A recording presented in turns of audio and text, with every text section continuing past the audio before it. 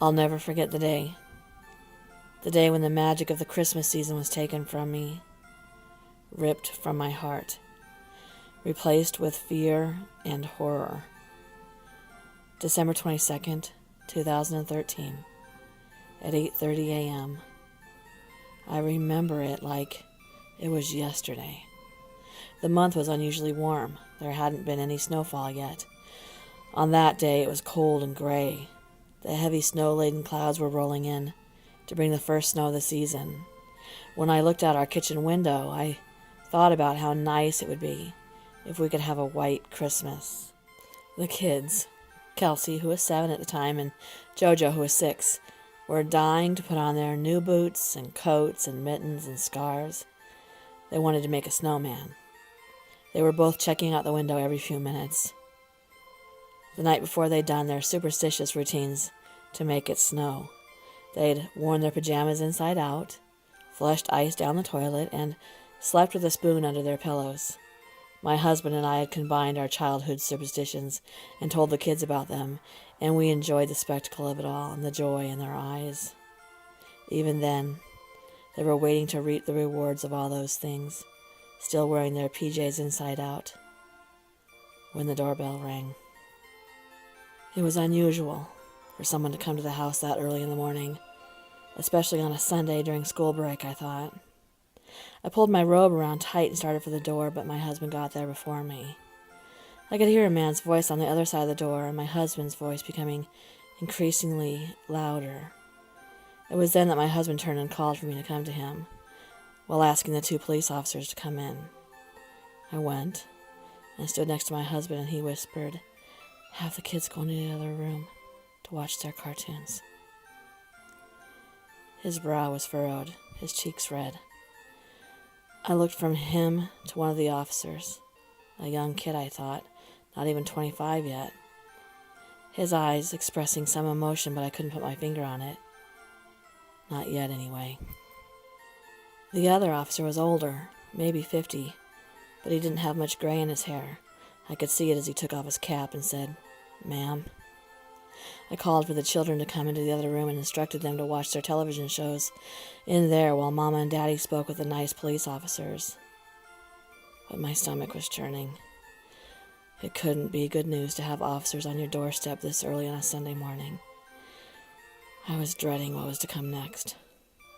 My parents, my brother, now, just before Christmas.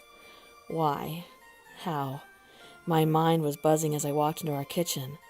The 2 police officers were sitting at my kitchen table. Scott was pouring them coffee. His hands were shaking. I didn't understand this seemingly normal activity when surely they were here to convey something horrific, something life-changing. The older officer asked if I could take a seat across from him. I didn't want to.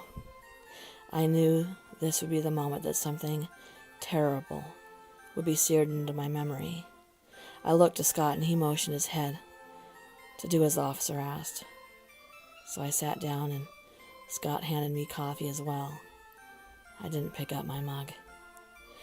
I feel like I can remember every detail as if it was in slow motion. The younger officer had an orange envelope in his hand, the kind you mail packages in. On it was an address written in scrawling penmanship, big and little letters mixed together, some half-cocked, some underneath the rest of the word. It was childlike. The older officer took the envelope. His eyes looked tired. Blue eyes with long eyelashes, red-rimmed and bloodshot. Then they started to tell us a story that seemed almost insulting at first, something like a prank. I began to feel angry, thinking that this was some joke. Here I was prepared to hear devastating news, as prepared as I could be. But they continued. Scott held onto my hand.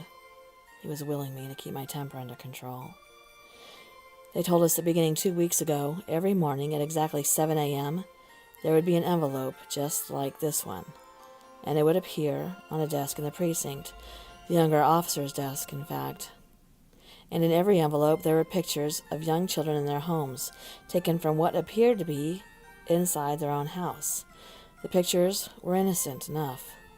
Just children being tucked into bed or brushing their teeth, some watching TV or doing some homework. The first 2 envelopes they had ignored. They were thinking it was a prank. There had been a little note inside, written with the same lettering as the envelope had on it, but then the children in their first 2 envelopes had been brutally murdered in their sleep. 3 of them so far.